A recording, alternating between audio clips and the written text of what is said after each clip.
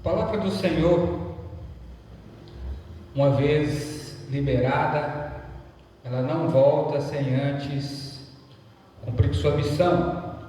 O que cabe a nós é termos ouvidos para ouvi-la e coração para recebê-la. Nós estamos falando do Senhor sobre todas as coisas e que está no controle de qualquer situação. Fato é, se tivermos fé no Senhor Jesus Cristo, uma fé firme e consolidada, tendo mesmo como nosso alvo, nós não vamos sair daqui da forma que entramos. Nós vamos estar meditando no Evangelho do Senhor Jesus Cristo, escrito por Lucas. O nosso capítulo será o 9. Capítulo 9. Os nossos versículos serão do 57 ao 62. É aí que vai ser a base textual para desenvolvermos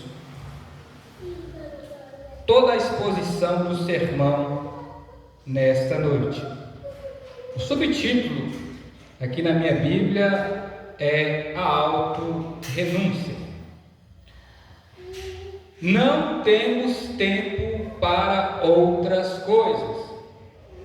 Diante dessa pressão que todos nós temos vivido nos dias de hoje, em meio a tanta correria e busca para alcançarmos os nossos objetivos no dia a dia, isso tem que ser cada vez mais claro na vida de nós que somos discípulos de Jesus. Não há mais tempo para outras coisas. Nós precisamos ser rápidos e ágeis para cumprir com tudo aquilo que Jesus nos designou. A pergunta que eu faço agora é a seguinte: para quem ou para o que você e eu vamos estar dando as costas? Isso é deixando, abrindo mão. Para quem ou para o que nós estaremos dando as costas? Vamos dizer não. Não. Eu não quero, eu não vou, eu não posso, eu vou abrir mão disso, daquilo, desse direito, seja o que for. Eu tenho um propósito maior. Eu tenho um objetivo. Pois bem, para o chamado de Jesus, ou para o secularismo, nós devemos dizer sim ou não. Não há como conseguir conciliar essas duas coisas. É impossível. Temos que abrir mão de um e abraçar o outro. Todos temos situações para ser resolvidas.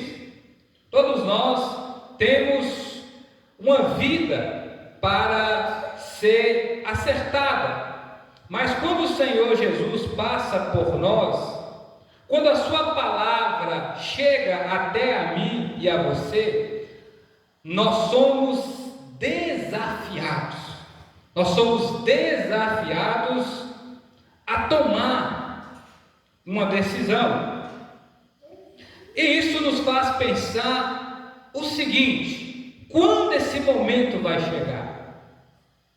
Quando isso irá acontecer com você? Cedo ou tarde, a hora é agora, o momento é este. Está disposto ou disposta a seguir a Jesus? Então abra mão do seu conforto e segurança. Está disposto ou disposta a seguir a Jesus? Abra mão do seu conforto e de sua segurança. Os versículos 57 ao 58, o texto começa a nos mostrar o seguinte: quando ia pelo caminho, o homem lhe disse: eu te seguirei onde quer que fores. Jesus lhe respondeu: as raposas têm tocas, as aves do céu têm ninhos, mas o filho do homem não tem onde descansar a cabeça. Nós agora nos deparamos com a primeira situação. Lucas, ele é bem dinâmico. Podemos perceber que ele usa a palavra quando, aqui no versículo 57, como também no 51. Ele fala seguindo adiante. O que ele quer nos mostrar é que Jesus estava sempre em movimento. Como ele mesmo disse, ele trabalhava o tempo todo. Nós temos poucos momentos que Jesus tirava um tempo para descansar, mas mesmo assim, ele atendia o pedido de seus discípulos. Então Jesus, ele tinha grande responsabilidade para com a missão que lhe foi confiada desde os seus 12 anos de idade, que são as primeiras informações que temos já desse homem tão novo, preocupado com os interesses de seu pai. Então é o seguinte: se você vai seguir ao Senhor, isso tem que estar bem claro, isso tem que ser uma evidência marcante na minha vida e na sua vida. O que Jesus está nos falando literalmente aqui nesse momento é: se você quer me seguir, se tornar um dos meus discípulos, se você quiser me acompanhar, sendo um servo meu, uma serva minha, isso é fato. Não vai haver facilidade, não vai haver nenhum tipo de regalia. É isso que Jesus ele está dizendo na íntegra. Como eu já referi, este é o primeiro momento onde temos a primeira situação. O que vamos estar vendo na subsequência é uma série de acontecimentos, ou seja, abordagem a partir do momento que Jesus estava se movimentando, ou seja, caminhando. Nesta primeira situação, o que nós temos é uma pessoa, alguém que se apresentou diante de Jesus. Ele fez a seguinte afirmação. Eu poderia pensar até o seguinte: que audácia o rapaz, esse alguém, chegar e dizer: para onde o Senhor for, eu também irei.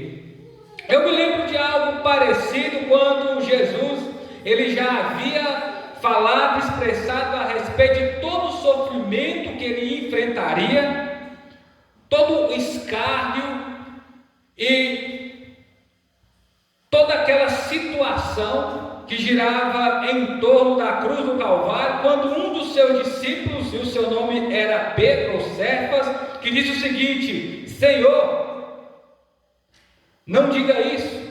E o próprio Pedro começou a repreendê-lo: abra mão desse princípio, abra mão dessa missão suicida. De repente, quem sabe assim, era o que ele estava pensando.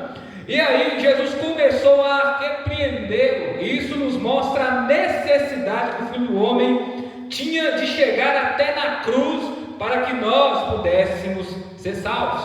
A partir desse ponto, o próprio Pedro também faz essa seguinte afirmação tão parecida com essa, ao dizer: eu te seguirei onde for, Senhor, eu subirei a cruz contigo.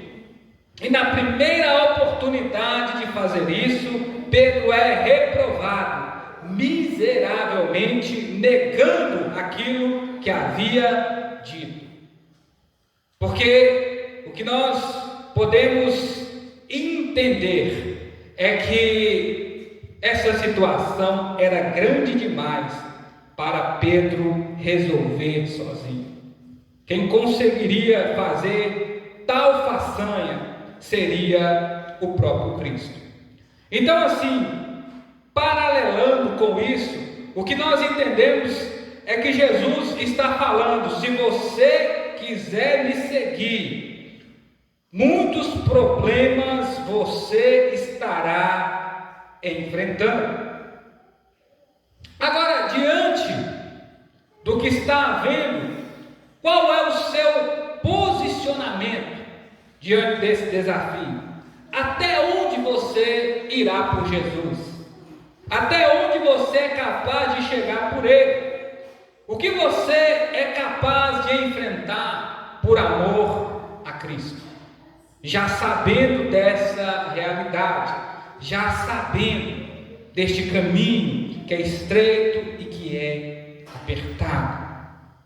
Nessa época, dá para pressupor as seguintes condições dentro desse contexto bíblico nesta hora. Apesar das advertências que havia entre o povo romano e o povo judeu, é visto dentro do seguinte, a nível de análise, uma certa segurança que era dada pelo Império Romano nessa época, o governo que estava em ascensão. E para os ortodoxos havia um certo conforto já bem estabelecido pela religião judaica. Bastava seguir a rotina de sacrifícios e estar cumprindo com os costumes e os dogmas da lei, que tudo estava bem resolvido. Mas o que nós percebemos neste momento é o seguinte: todos nós seremos convidados a participar do que Jesus está propondo. Todos nós.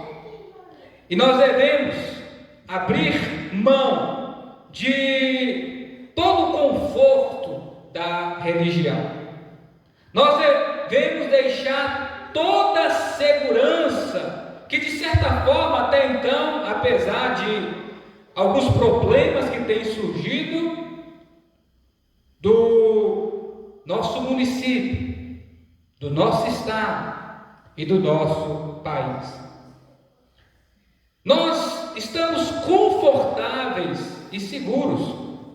Apesar de tudo, nós não estamos correndo tanto perigo a nível de olho material, até Jesus ele se deparar conosco e nos apresentar essas situações dadas aqui dentro desses dois primeiros exemplos.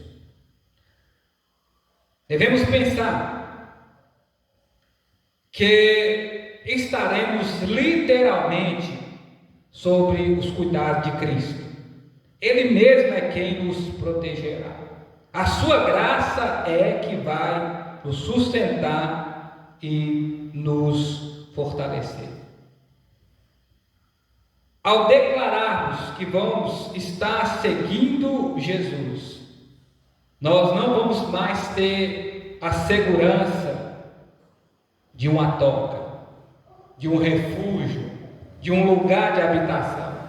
Ao seguirmos a Jesus, nós não estaremos mais confortáveis e bem satisfeitos como um pássaro que vive no alto, seja de uma montanha, de uma árvore, em um ninho. Nosso trabalho em meio a tantos desafios e perigos que nós vamos estar enfrentando no Senhor, ou pelo Senhor, com toda a ansiedade que tenta dominar o nosso coração e preocupações que vão acabar surgindo e dúvidas que aparecerão, porque quem sabe, quem conhece todo o trajeto é Jesus, não somos nós. O que cabe a cada um é obedecer, é ouvir o que Ele está dizendo e segui-lo. É descansar no Senhor. É descansar e acreditar que Ele tem o melhor. Por quê? Outra situação que eu apresento é a do jovem rico. Era alguém que fazia tudo que a lei protocolava. E aí ele vai até Jesus e faz a pergunta certa: o que ele deveria fazer para herdar a salvação? Jesus fala para ele que ele deveria cumprir a lei, e ele diz que fazia isso desde a sua mocidade. Mas aí Jesus disse: lhe falta algo, deixa tudo que te prende e segue. Jesus havia amado aquele rapaz como amou a mim e a você, mas em vez dele se alegrar para se tornar um discípulo de Jesus, pelo contrário, ele se entristece, a sua face cai, ele sentiu aquilo pesado demais. Ele prefere abandonar Jesus e voltar atrás, sem ter a salvação, mesmo sendo uma pessoa religiosa. Talvez diante dessas dúvidas que brotam no nosso coração, diante de tanta coisa que devemos deixar, mas também faço menção do próprio apóstolo Pedro que aqui citei, dizendo: para onde você ou eu vamos, se só Jesus é que tem palavras de vida eterna? Está disposto a seguir a Jesus? Vai e anuncia o reino de Deus. O próprio Cristo, assim como o seu antecessor, preparador de caminho, João o Batista, eles tinham essa finalidade, eles tinham esse objetivo, a missão era essa, o propósito era esse: anunciar o reino, dizer para as pessoas que elas deveriam se arrepender. Hoje, já com todo o texto completo da Bíblia, nós começamos ao contrário. Vamos falar do Evangelho da cruz para alguém, que já significa renúncia, poder de Deus para salvar. Começamos: Jesus te ama, Jesus te ama e quer te salvar. Onde que nós deveríamos começar, como também o próprio João Batista havia iniciado seu ministério, como o próprio Cristo apareceu pregando, dizendo: arrependei-vos, porque o reino de Deus é chegado. Porque não importa se Deus nos ama, não importa se Deus entregou seu Filho por nós, se nós não arrependemos, nós não temos acesso a tudo isso que Jesus realizou na cruz do Calvário para nós, amando do Pai. Nesta segunda etapa do texto, temos o oposto. Agora não é alguém que quer seguir a Jesus. Assim como na maioria das vezes que o próprio Cristo abordou as pessoas, Ele chama essa pessoa para seguir. Ele chama essa pessoa para deixar tudo o que está fazendo e acompanhá-lo. Em primeiro plano, versículos dos 59 ao 60, o texto continua a nos informar assim, o seguinte: e disse ao outro: segue-me. Mas ele respondeu: permita que eu primeiro vá sepultar o meu pai. Jesus respondeu: deixe os mortos sepultar os seus mortos. Tu, porém, vai anunciar o reino de Deus. Jesus, Ele nos chama pessoalmente. E assim, agora já nessa segunda situação, eu quero deixar bem claro para você aqui neste momento o seguinte: que cedo ou tarde vamos nos deparar com esse confronto. Ou nós podemos estar embaixo da figueira ou em cima. Não importa o momento que nós estamos vivendo ou os dias que nós estamos atravessando, cedo ou tarde Jesus vai nos chamar à responsa. E isso é fato. O que esse rapaz ele queria dizer, assim, dentro do contexto da época, mais uma vez, é que é provável, sendo ele, se fosse filho mais velho, ele queria cuidar dos interesses do seu pai, da sua casa, e quando tudo já estivesse organizado e pronto, ele iria e cumpriria com essa ordem de Jesus. Não é que ele está rejeitando, ele está dizendo que ele tem outras prioridades. Mas Jesus dá para ele uma ordem direta, dizendo: segue-me agora, deixe os mortos enterrar os seus mortos e vai neste momento anunciar o reino de Deus. Eu não quero que você vá amanhã, essa ordem eu não dei ontem, eu estou dando agora. Nós podemos avaliar que o próprio Cristo, antes de se apresentar publicamente para desenvolver o seu ministério, é provável que ele, depois da morte de seu pai, José, ele teve que manter a casa até os seus outros irmãos crescerem, para depois ele ser ascendido e vir cumprir com todas as promessas que a palavra tinha para ele. As regiões mais remotas, terra de Neftalí, Zebulon, onde que ali havia o clamor desde a época de Elia, Jesus via para enxugar as lágrimas daqueles que estavam oprimidos, perturbados e cativos. Ele viria para trazer liberdade e dar vista aos cegos. Mas a urgência do reino, ela não pode ser secularizada. Ela não pode vir em segundo plano. Ela tem que ser primícia. Nós devemos lembrar que primeiramente nós devemos buscar o reino de Deus e a sua justiça, e as demais coisas nos serão acrescentadas diariamente. E assim Jesus, ele é bem enfático. O que ele está dizendo é: o reino tem prioridade, o reino tem urgência. Ele não pode esperar em hipótese alguma. Isso é fato. Aqueles que não abrirem mão disso, daquilo, por amor a Jesus, tomar a sua cruz e o segui-lo, não é digno dele. O chamado é para agora. Deus te chama. Deus nos chama.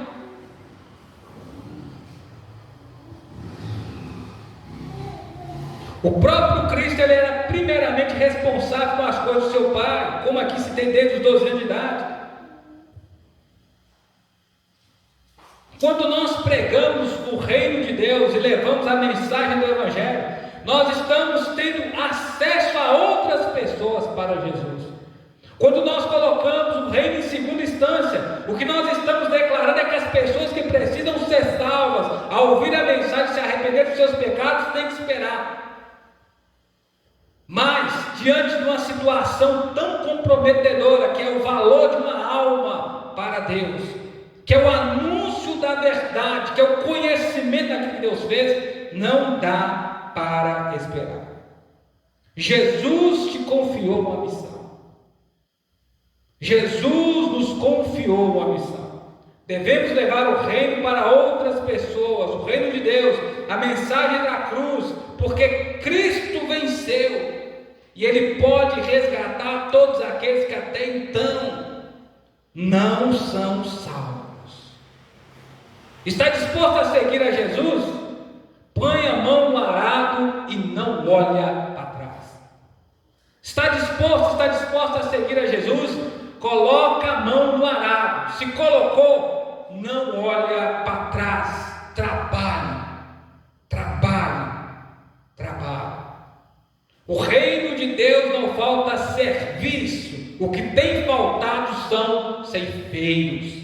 A seara é grande, e toda a quantidade de trabalhadores que tivermos é pouco, porque há uma urgência muito grande em ganharmos todo esse município de Caraí de Minas para o Senhor Jesus.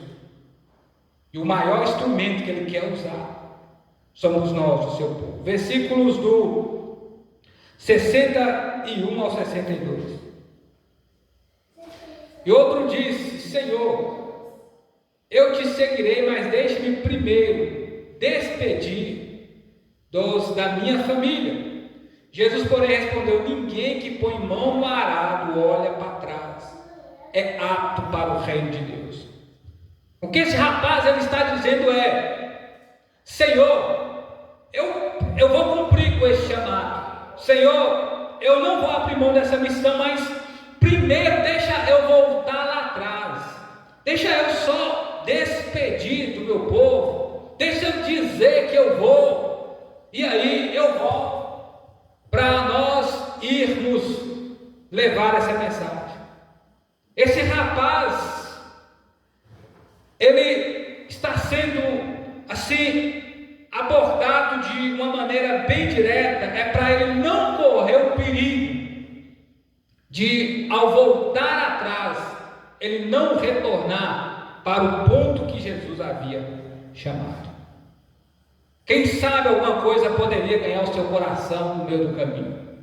Quem sabe ele poderia mudar de opinião. O que impede de alguém ou alguma coisa convencê-lo do contrário? É por isso que Jesus está dizendo: você começou a trabalhar, já está com mão no arado, não há espaço para olhar para trás. Chegamos nesse terceiro ponto, onde que temos essa terceira figura. O que é sabido é que ele está tentando se auto-justificar. Ele está apresentando uma justificativa aceitável para o Senhor. Não, eu vou, mas deixa primeiro eu fazer isso. É o que Jesus está dizendo: não, você vai primeiro trabalhar pelo reino. O que ele está dizendo para nós é: primeiro vocês vão me servir antes de qualquer coisa.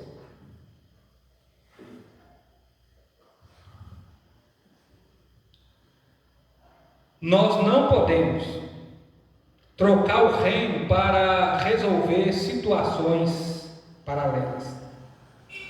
Com o Senhor Jesus não há negócio, não há justificativa. Ele não vai ser convencido, pelo contrário, as ordens dele vai prevalecer. O que vai definir se elas são válidas é se eu obedeço ou não. O arado precisa de quem coloque as mãos. O trabalho está aí para ser feito, os campos são grandes, mas o problema do que nós temos vivido hoje é que muitas pessoas não têm se atentado para isso. Muitos dos cristãos desse tempo contemporâneo, o que é e tem acontecido? Eles têm olhado para trás. Olhar para trás é tirar foco da cruz. Olhar para trás é o mesmo que começar a cobiçar as panelas de carne e as cebolas do Egito.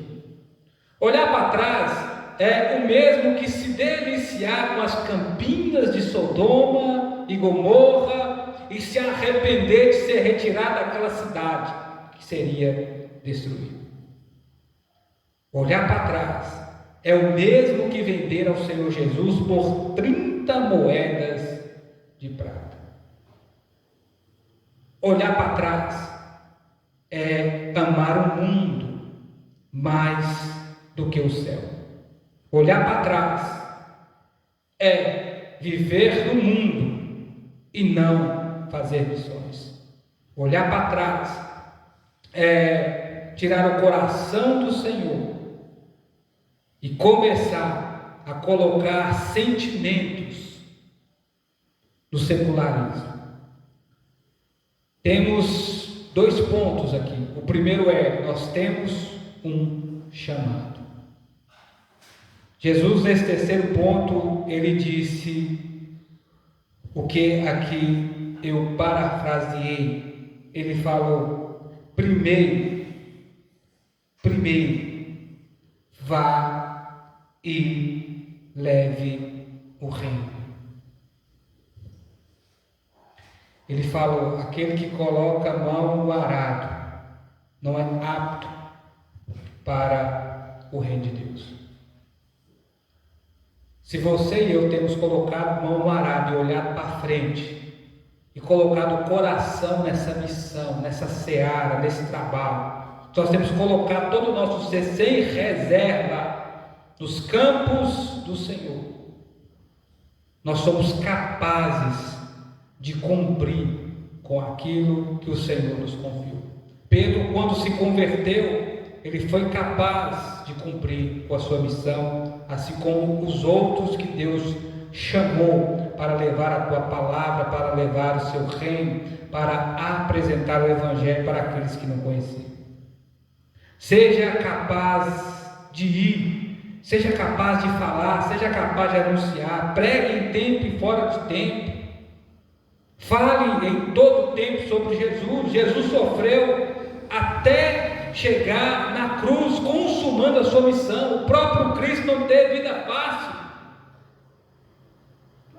Não foi o presidente dos Estados Unidos que te chamou, não foi uma celebridade que te fez um convite, não foi uma pessoa importante, seja nesse município ou seja fora, não foi um influenciador digital que está no hype do momento, que te propôs alguma coisa, mas foi o próprio Jesus que te chamou, te comissionou a ir e fazer discípulos. Então renuncia tudo que você tem que está te parando, abra mão de tudo para viver o reino de Deus no seu tempo, e leve Jesus através de você para outras pessoas. Amém?